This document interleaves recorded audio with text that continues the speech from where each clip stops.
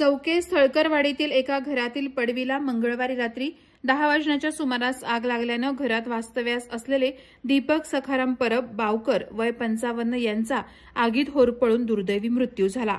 चौके स्थळकरवाडीत राहणारे दीपक सखाराम परब बावकर हे गावात मोलमजुरी करून आपला उदरनिर्वाह करत गेली बरीच वर्ष पत्नी मुलांपासून बाजूला घराच्या मागील पडवीत अलिप्त राहत होते। मंगळवारी रात्री नेहमीप्रमाणे आपल्या घरी असताना अचानक घराच्या मागील पडवीत आग लागून घरानं पेट घेतला।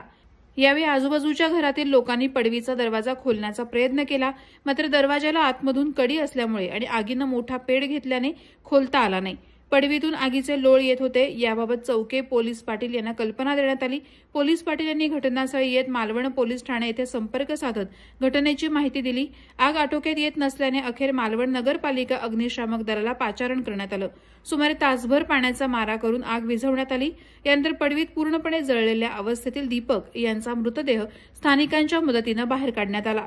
पुढील कार्यवाहीसाठी रुग्णवाहिकेने मृतदेह मालवण ग्रामीण रुग्णालय येथे नेण्यात आला। यावेळी घटनास्थळी मालवण पोलीस निरीक्षक प्रवीण कोल्हे, पोलीस कॉन्स्टेबल जानकर, प्रतीक जाधव, महादेव घागरे, हेमंत पेडणेकर, चौके पोलीस पाटील रोहन चौकेकर असे उपस्थित होते। आग नेमकी कशी लागली हे समजण्यात आलं नाही। पुढील तपास मालवण पोलीस करत आहेत।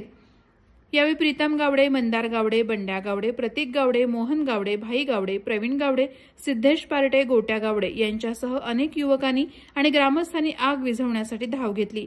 जळलेल्या मयत दीपक बावकर यांचा मृतदेह बाहेर काढण्यास सहकार्य केलं। दीपक परब यांच्या पश्चात पत्नी, 2 मुलगे, बहिणी असा परिवार आहे। त्यांच्या निधनाची बातमी समजताच सर्वत्र हळहळ व्यक्त होत आहे।